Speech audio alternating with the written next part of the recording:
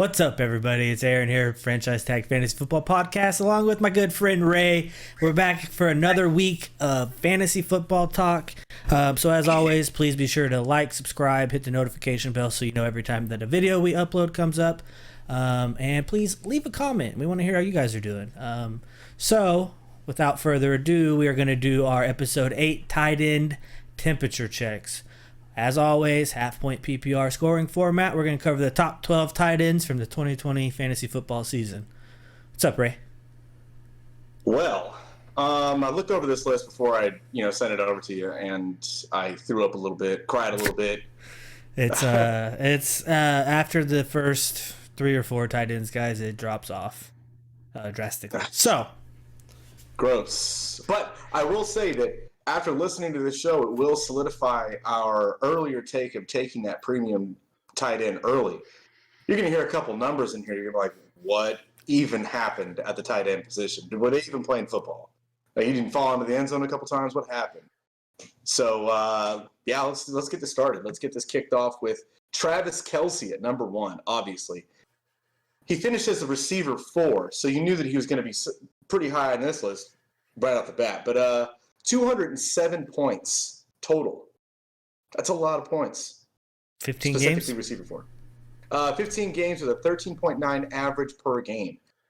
Travis Kelce is a difference maker in the roster, period. That's it. I would agree. And I also want to bring up the point for this. Next year, NFL season, 17 weeks. That means there's going to be a potential for someone like Travis Kelce, an extra 2 games next season. So once again, he's just going to separate himself. Well, George Kittle, but he's going to be definitely 1 or 2 finisher. Yeah, we'll talk about him in a minute.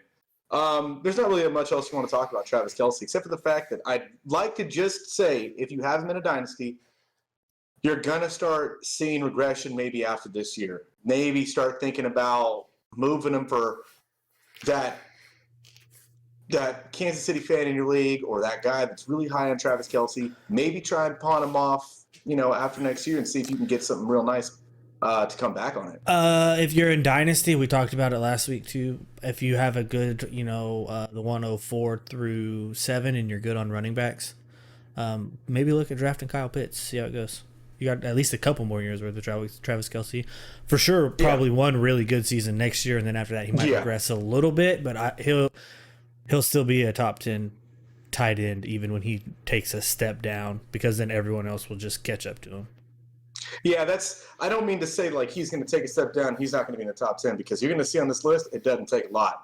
You fall in the end zone a couple times in the season, you're in the top 10. Yeah. But I will say that finishing with this high of a point margin, you're going to hear a little later, that might see a regression. That is an insane difference in point margin there between, let's say, Travis Kelce and the number 5 tight end. Reading the list and going right back down to number 2, Darren Waller. Darren Waller at 171 points in 16 games, 10.7 points a game. His average was pretty good for a tight end. I didn't have Darren Waller. I had a share of him, and I wish I did. No. But you can see right then and there, from the 1 to 2, that's a 30-point swing, 30-plus point swing. That's a huge point difference, and that's with an extra game. He played 16 games. Travis Kelce didn't. So you can see why getting those premium tight ends is so important. Yeah, for sure. Waller actually this year could have potentially been a league winner for some people. I mean, he definitely put up consistent numbers. He's, granted he plays for the Raiders, Raiders Nation out there. You guys probably love him, but like you said, dude, it's a 36-point swing between him and Travis Kelce. I don't really have much else to cover on Waller. You'll probably see some regression from him. Pay attention to what they do in the draft as far as receiver core. But other than that, I think he's going to be the one who soaks up majority of targets. He did take some hits when Hunter Renfrow was on the field, so pay attention to that. They kind of eat into each other's targets a little bit. However, if that offense happens to take a step forward, he'll still be viable. And then number 3 was Robert Tonyan, Big Bob. From the Green Bay Packers, he finished with 124.6 points in 16 games with a 7.8 point average. So 1 to 2, 30 odd points, 2 to 3, almost 50 points. Like, see how we were talking about it? Premium tight ends are great. It really drops off. I reckon that George Kittle would have finished 2 or 3 on this list had he played all season, and probably 2 on the closer side to Travis Kelce's points total. You look at that split, and it looks so bad because George Kittle isn't there. If he's there, then that split doesn't seem so drastic. But going from 124 to 207, that is an insane split and difference. And we're not even at the fifth, the 5 hole. We're still at the top three. Yep. So now I want to ask you, Aaron, do you think that Robert Tonyan has a chance to maybe progress in this offense? Do you think that he has more upside than what we'd already seen last season? I think from the last year's breakout year of Robert Tonyan that yes, they know now what they have in a tight end. They haven't had Green Bay hasn't had this in a tight end in a long time. They brought Jimmy Graham in to try to do it. For some reason, Jimmy Graham thought he was still on the Saints and tried to posterize people in one-hand catch when all he had to do was put 2 meat mittens on it in the end zone and score. But I mean, he went to Chicago because he wants to win a Super Bowl, obviously. But Robert Tonyan, I do think he might not be as up down as he was this past season is what I'm trying to say, where he had big point games and then he'd disappear. He'll be more consistent, but I do think he'll be a steady top 6 guy. He might not finish top 3. Obviously, if Kittle comes back and no one gets injured, he'll 4, 5, 6 will be his range of outcomes. Because let's be honest, dude, Devontae Adams is always going to be the number 1 read in that offense. It's just how it is. Yeah, and I think that top 5 at 5 is probably where I would have him. I don't think he's going to get any higher than that because of Devontae Adams. You look at the other 3 guys that we'd have on this list, Travis Kelce, Darren Waller, and George Kittle. Those are all focal points in their respective offenses. I would argue Tyreek Hill in Travis Kelce's case, but Kansas City throws so much and Patrick Mahomes is really efficient that he can support clearly 2 top 5 wide receivers. Yeah, because it happened this year. Not to say that Aaron Rodgers can't, but from all the way back when they actually had a real viable tight end in Jermichael Finley, he still wasn't even a 1,000-yard receiver. He wasn't, blowing the doors off every week. He wasn't a Travis Kelce, a George Kittle, Darren Waller, although he was a very efficient tight end with the receiving core that he had around him. That was the big difference in, having a guy that's a focal point in your offense. That's why I was trying to bring that up with Travis Kelce and the like of him. But Robert Tonyan in the 5 hole, I don't have any problem with that. I think that he finished there. Again, fall in the end zone a couple times. With Aaron Rodgers holding the ball, pretty easy. Sure. What round in the draft does Robert Tonyan start looking good for you? Because I think this is the question people are going to have. Top 5 or 5th round, 6th round. You think so? End of 5th, beginning of 6th. You might be able to fall to the 7th. That's to say you don't have a Packer fan in your league. That's fair.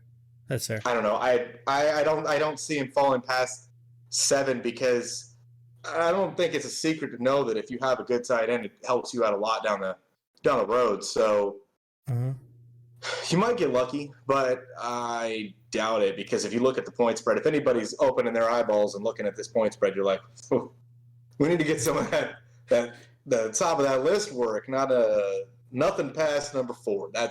You don't want to be there. Yeah, and then running into number 4, Mark Andrews from the Baltimore Ravens. 112 points through 14 games with an 8-point average. I think so. It's a 12-point swing between him and Robert Tonyan. I think if Mark Andrews would have played all 16, he probably would be in the 3 hole and Tonyan would be in the 4.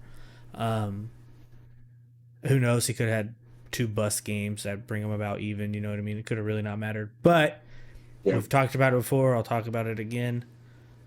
Mark Andrews is the number 1 option in Baltimore, but the passing pie is so small in Baltimore that this is like his peak. Now I'm going to say that I had Mark Andrews in our main league. I had him the year And before.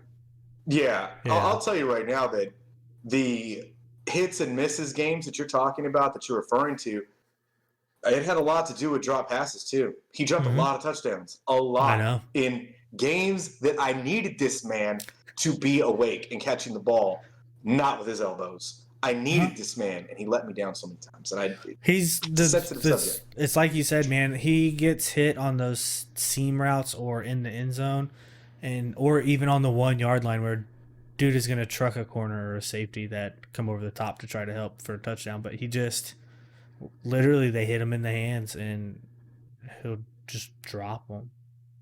Yeah, and I think that's where you're going to see a little bit more progression from Mark Andrews. I don't think that we've seen like the ceiling of what he can do just because of those drop passes and the fact that if Lamar Jackson takes a step, if that running game is a little more productive, maybe you'll see a couple more opportunities for Mark Andrews in the red zone. And that's why I think that he could possibly finish in that 3 spot. Maybe he might take Darren Waller's spot in the 3 spot. He could. If he finishes there though, it's like you said, it's going to be on touchdowns. It's not going to be because he's 1,200 yard receiving tight end like Travis Kelce or Darren Waller this past year. It's going to be because dude has 14, 15 touchdowns. Mm-hmm. And he had the opportunity to do that this year. And he gets a lot of red zone work, but the problem is you got to be for Baltimore. You got to be 10 yards or outside of the 10 zone. In order to throw the ball. Other than that, they're going to run the football into the end zone. Our next guy that we have on the list here, this isn't our list. This is where they finished in the season. T.J. Hockenson finished at the number 5 spot. T.J. Hockules. Don't like it. Please don't. Finished with 108 points. 108 points, and that is 100-point difference from the number 1 spot. That's only 5 spots. That is insane to me. How big a difference. I didn't know that was. It's literally, for those of you, this is on pff.com. You can pull all of these up to see what we're talking about. But it is literally a 99.5 point difference from 1st to 5th in the tight end pool. It's wild. It's wild. Like, why though? I was really high on TJ Hockenson 2 years ago. Yeah. The difference from 5 to 8 is 4 points. The difference from 5 to 10 is, what was that, 10? Like 12 points, 15 points. The difference between the top to where he's at, whew, double his points. Ridiculous. So I was really high on TJ Hockenson coming out of the draft. And I think this is a good point, a good part to talk about maybe where Kyle Pitts where your fantasy expectations might be for Kyle Pitts. So TJ Hockenson came in, he was I think he was an 8th overall pick by the Lions. The 8th? Gotta be. Somewhere between 8 and 10. Doesn't matter. It's the Lions. Sorry, Lions fans, we don't care. So TJ Hockenson was a really... You gonna vet it? So TJ Hockenson was a really high draft pick. Everybody thought that he was gonna be able to come into the league and be productive right off the bat. But history has shown that it's not the way that tight ends work. It takes them years to get to that point. And I think that Kyle Pitts is going to get drafted really high in redraft leagues. Now, Dynasty is different. It's a whole different beast. But redraft leagues, you might see Kyle Pitts, fly off the board in like the 6th round. That might be a little too high for a rookie tight end because the only guy that's shown that they've been viable in 80 years was Evan Ingram. And he didn't even finish it out of the top 5. Yeah.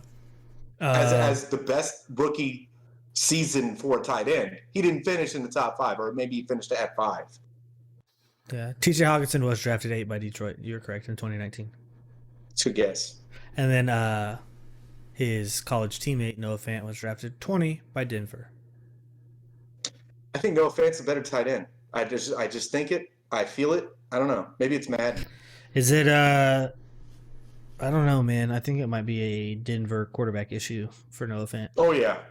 You think they addressed that issue though this draft? This is the perfect time to talk about it. Look, we got the draft literally this week. I'm so pumped. We'll get to it. Yeah, no, I think TJ Hawkinson's more. Yeah. Noah Fant's probably better tight end.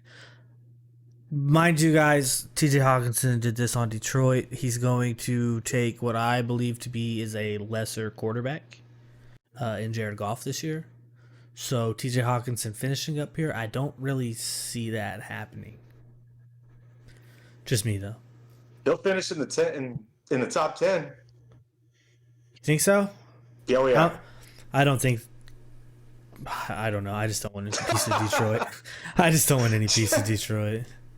I don't either, but I mean, if you got if you didn't listen at all and you just went and drafted a tight end at the end of the draft, TJ Hawkinson's as good as any to take a shot on. I mean, oh yeah, if we're talking very end of draft, last 2 or 3 rounds, yeah, oh yeah, I'll take him. I'll roll the dice. Worst comes to worst, he's getting the cut.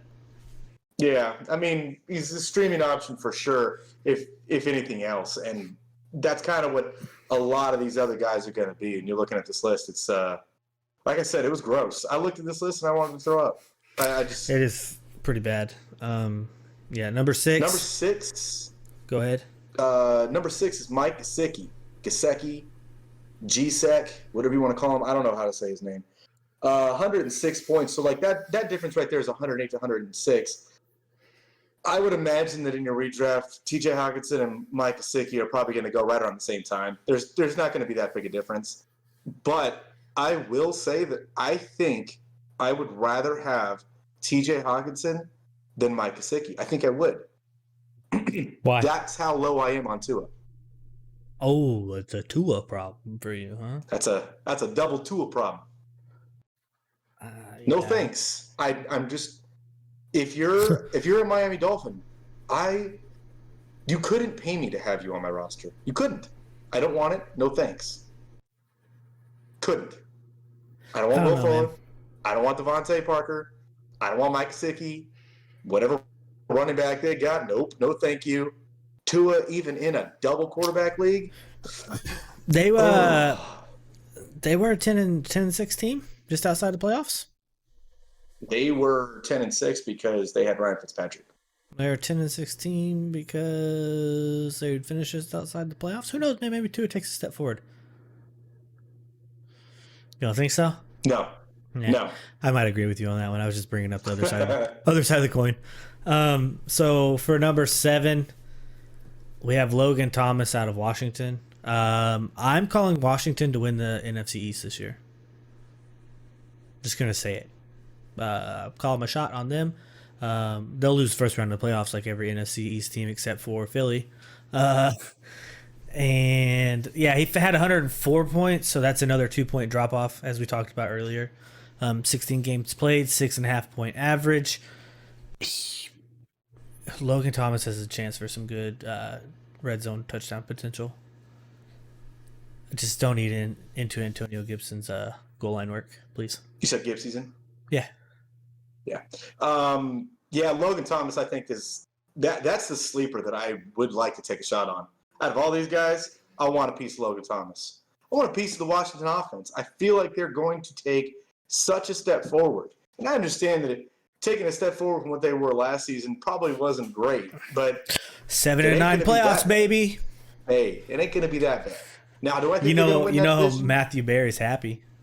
You think they're going to win that division? I think Dallas might take that division. I mean, I think the Redskins have a better defense. You said what? I think the Washington football team, my bad. Yeah. Have a better defense than Dallas. They do. Oh yeah. They're like a top 5 defense. But I also think that Dak is that much better than anything that Ryan Fitzpatrick's going to be putting on the table. Even though I like Ryan Fitzpatrick, I just think that Dak is just going to be that much better. No, I think Washington wins it by a game. Really? Uh-huh. I'm going to take a bet on that. Dallas is a consistent 8-8. Well, this year they can't go 500. They're either going to go positive or negative. So get ready, Cowboys fans. You can't be like 8-8 to the playoffs. You're either going to be 7-9 or 9-7. So buckle them bootstraps, buddy. But you'll take a bet on that?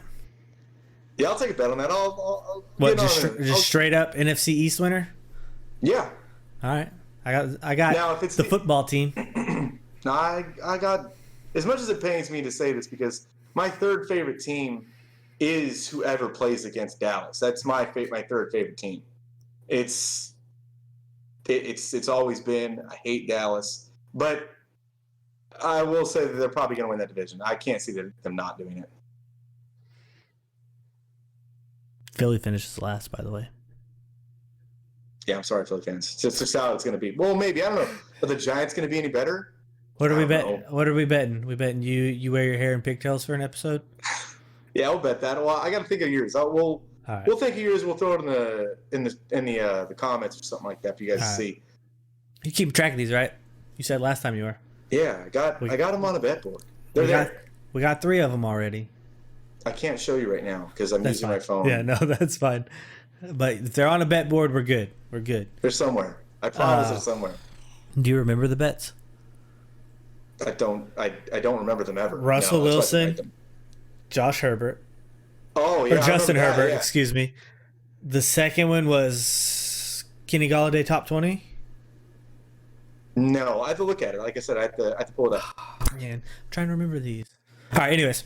Number 8, Rob Gronkowski. I came out of retirement, looked really bad the first couple weeks, and finished number 8 with 104 points. He finished 0.3 points behind Logan Thomas, which is literally just one catch. That's about all I have to say about Gronk. I don't know if he's going to be in the top 10 next season. OJ Howard did get hurt, so that's why I'm saying that. I don't know. Yeah. But I mean, when does OJ Howard not get hurt? Is he ever going to be a thing? Is OJ Howard ever going to be a thing? Is he the next Evan Ingram? At least Evan Ingram can be viable for like a couple weeks. There was a couple weeks where Evan Ingram was all right. For like 1? Maybe 2. Maybe 2. That's a couple. I didn't say few, I said couple. 2 for 16 is a really good batting average, bro. Look, man, you just got to get on base a couple times. That's all. And then people don't look at you funny. Stop. No, I don't think Rob Gronkowski finishes in the top 10. Simply because I couldn't imagine him, and if a healthy OJ Howard is there, him not losing some of the limited work that he got. I don't know. I can't see it. Yeah. Number 9, he is switching teams this year. It's Jonnu Smith. He was on Tennessee. Finished with 99.2 points in 14 games. He's now on New England. Want no part of it. No, thank you. They also who'd they sign? Hunter Henry. Thank you. They also signed Hunter Henry, so I definitely want no part of it. But yeah, that's pretty much all I'm going to say on that one. For the people that are thinking like, oh, hey, wait. Hey, guys, they had 2 tight ends before. They had Rob Gronkowski and Aaron Hernandez. They also had Tom Brady throwing them the ball. They got Cam now. And Cam can't throw the ball. He almost doubled his touchdowns in one game.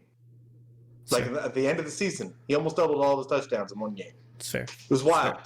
Very fair point. No thanks. I'll let you get number 10 because I don't care for him. So coming in number 10 is Grandpa himself, Jimmy Graham. I don't know how he's even how. Is that how bad the tight end landscape was? Is that really like where the bar was Jimmy Graham? Yep, I'm about to tell you. I'm about to tell you how. So as a Packer fan, I understand the pain of watching Jimmy Graham try and run down the field or try and catch balls or do anything that would be remotely athletic to a 75-year-old man. And I don't know how he can fall in the end zone, dude. I don't get it.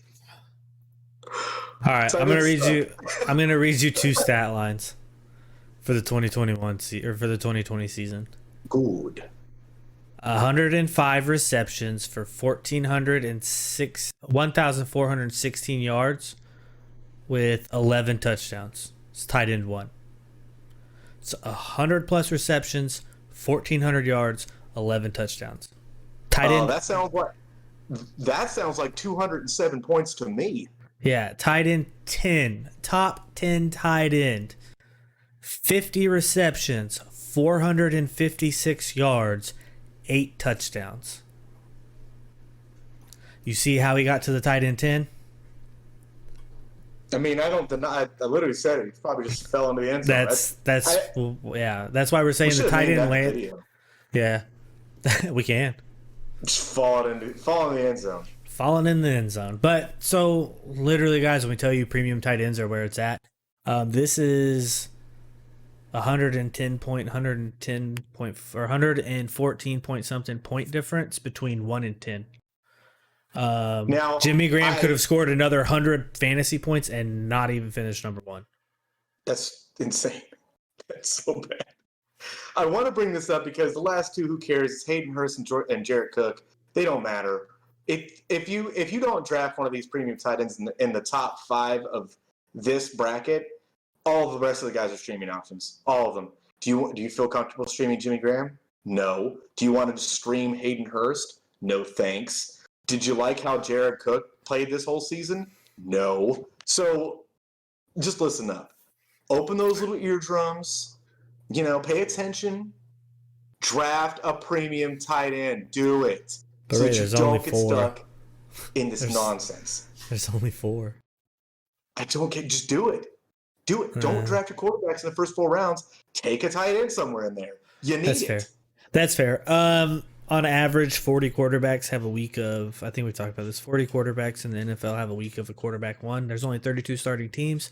As you can see, more quarterbacks. Quarterbacks are easier to stream than tight ends. So you can play matchups, tendencies. And then as we've alluded to, tight ends, if you get lucky and fall in the end zone 1 or 2 times a game in any game, which you have to gamble on what game you pick, then they'll win you a week. But other than that, it's you're lucky if your tight end literally breaks 8 points that week. If they hit 6 to 8 points in a week in the tight end landscape, that's a good week for a tight end. Yep, I'm being honest. Because look at his average in that end of the 5.9. Yeah, points. 5.9 for Jimmy Graham, 5.8 for Hayden Hurst, and 6 points for Jared Cook at 12. And all of those players are starting at tight end 9 down as sub 100 point seasons. Is there anybody that you think that could possibly slip into the top 10 here? That's not on the list? Yeah. Well, for sure, George Kittle. For sure. Outside of George Kittle. How about Irv Smith? No. No. No. See, he would have been the one I would have said. How about Tyler Higbee? No. Wow. Yeah, possibly. I was going to say, come on, possibly. Something. Possibly. Kyle Pitts, I would look at, even though rookie tight ends aren't known to come in and break out. This dude is legitimately off the charts with his like levels of skill in the combine and everything. Dude could play a receiver if he wanted to, but he lines up in the tight end position. I'll say it. He will be the next Travis Kelce. Oh my goodness. That's the spiciest take I've had. It felt weird coming out, but I believe it. You're gonna make me blush right now. How dare you? Oh jeez. How dare you? Oh jeez. Watch him bust now. I'll be mad.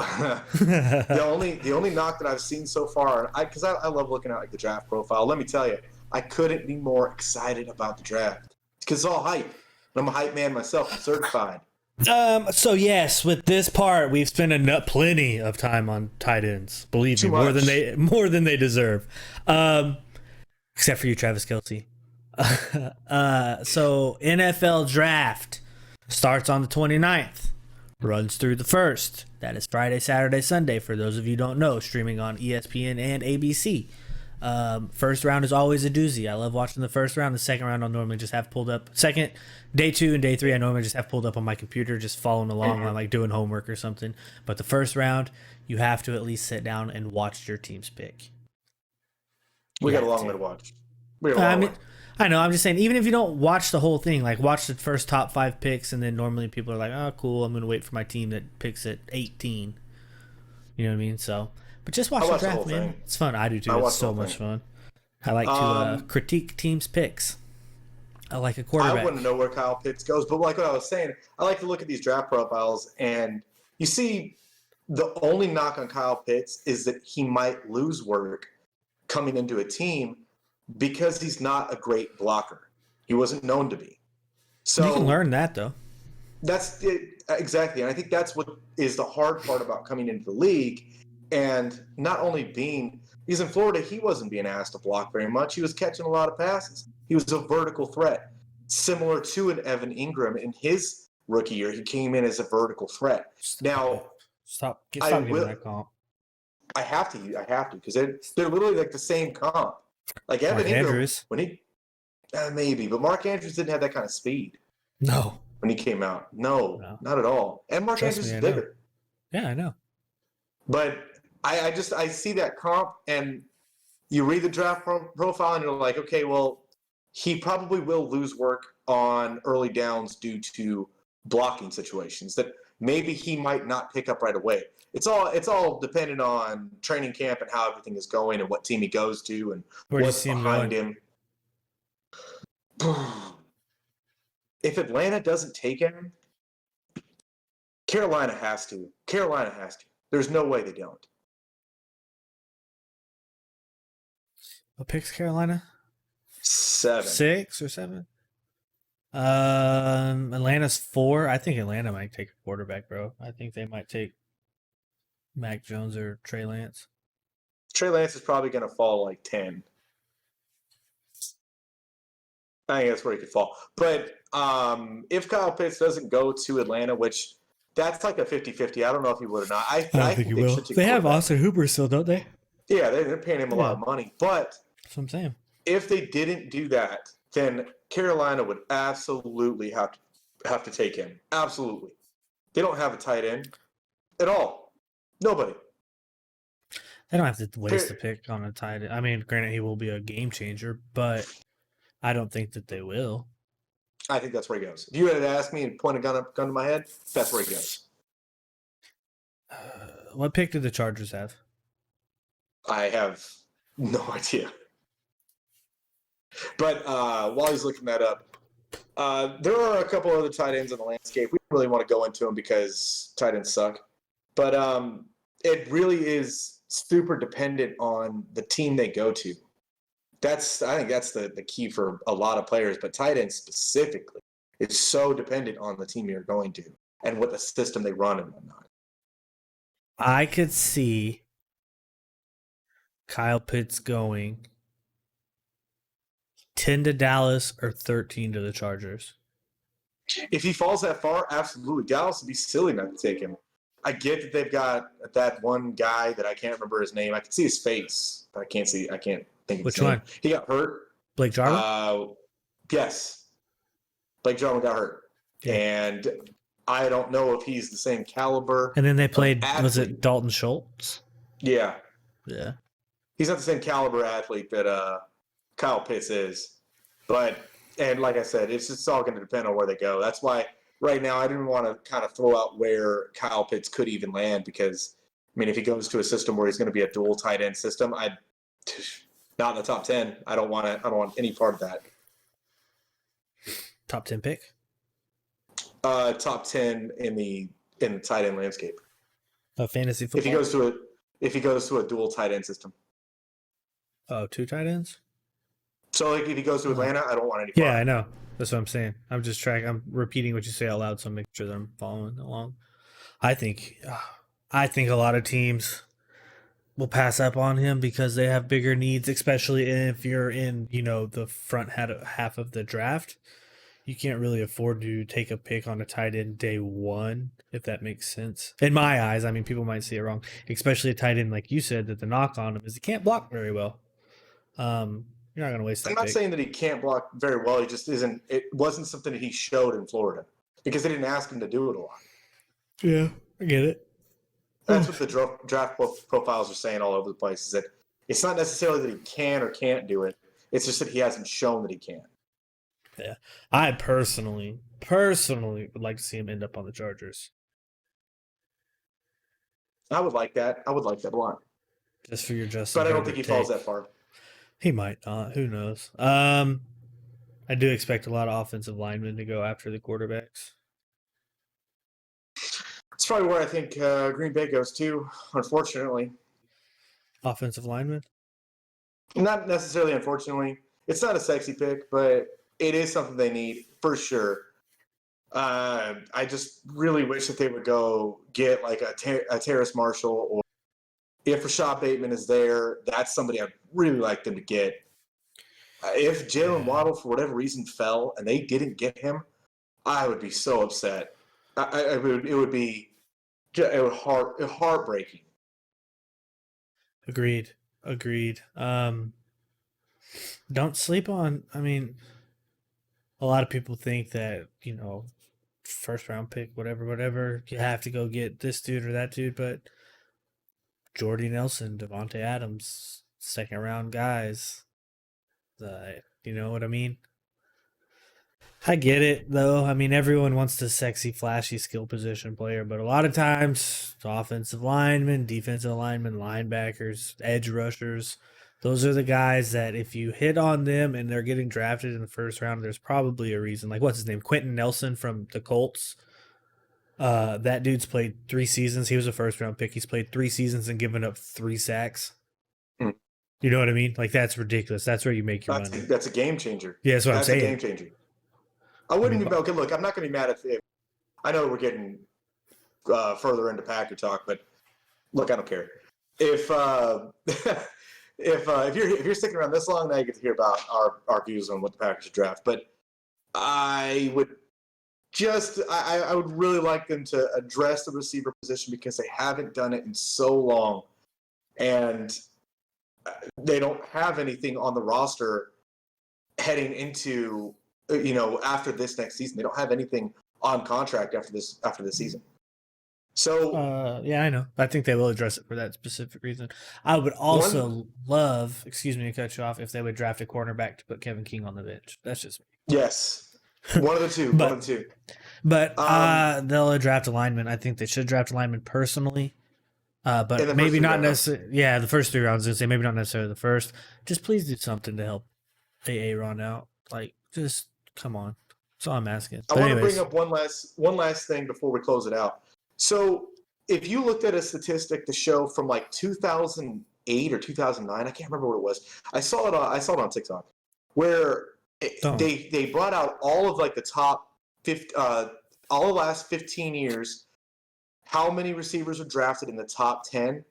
And there was like only 2 of them that hit. Yeah. It was crazy. Would one of them the rest of them. Would one of them be Odell? Yes. Who's the second one? Brandon Cooks? I gotta look. I'd have to find it. I saw it real quick and I was like, there's no way that's right. You just referenced TikTok, bro. I don't know if I can. I can't do this with you anymore. Let's say, guys, we're done. It's over.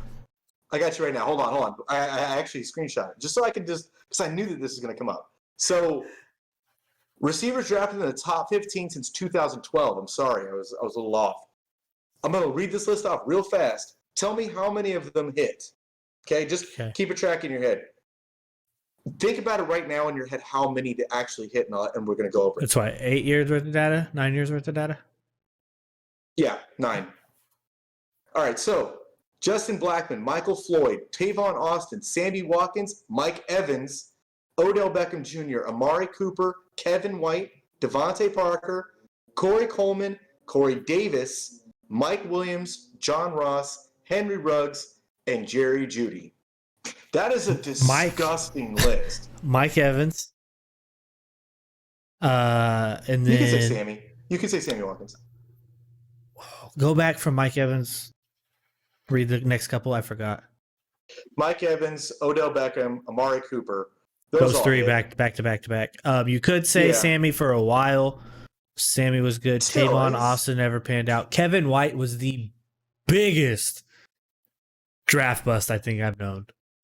Justin Blackmon. Justin Blackmon is by far, or Tavon Austin. Corey Coleman. Sucks. Yeah, the whole list is trash. I'm looking at it. It's disgusting. Give Jerry Jeudy some time. I think Jerry Jeudy will be a good wide receiver. Yes. Give him some time. 1 year's data. Well, yeah, thank you. 1 year's data with a bad quarterback is not one to call you a bust just yet. But yeah, And you could even argue Odell's only had a couple good seasons, man. He's great when he's on the field. Too. That's what I'm saying. He's great when he's on the field. He's been hurt a lot too. I can't say he's a bust. No, I can't either. I can't either, but maybe not cream of the crop top echelon stuff. Not in this list. That's crazy though, right? The top 15 receivers taken off the board, from 2012, and that's what we got. That's crazy. It's wild. That is. I guess it's pretty really wild. difficult. Really difficult to play football in the NFL. Newsflash. Could be. I mean, definitely could be. There's only 32 number one wide receivers, and some of them aren't that good. Well, Aaron, do you got anything else? Ooh, might put me on the spot, bro. No, I'm just kidding. No, I don't know. I have nothing. Please, draft gods. Let everyone's teams draft who they want so they can be happy. I know it's not going to happen, but at least the Packers. And let the Cowboys bust the pick this year because they took my dude CD last year. I was salty. Yeah, I love CD Lamb. We got those draft gods still on the line? They still there? Yeah. They're still filmed in. Can you please help your brothers out? Hit that like, hit that subscribe, comment in our comment section. Let us know what you want to hear. Let us know what you want us to talk about. If you want us to wear something funny, I don't care. Just give us a little bit of response here so we can know what direction we can head into. You guys want to hear, because we're here to get you guys that chip. Definitely want to win you the chip. Also, let us know in the comments who your team is and who you would like for them to take in the draft. I think that'd be fun, kind of getting a little feel from around the rest of the NFL of kind of what the fans kind of want their teams to do. I mean, you've heard what we want. We want help for Rodgers and Kevin King to never play on the Green Bay Packers again. So, with that said, like Ray said, guys, please hit the buttons down at the bottom. Let us know what you want to hear. And until next week, see you later.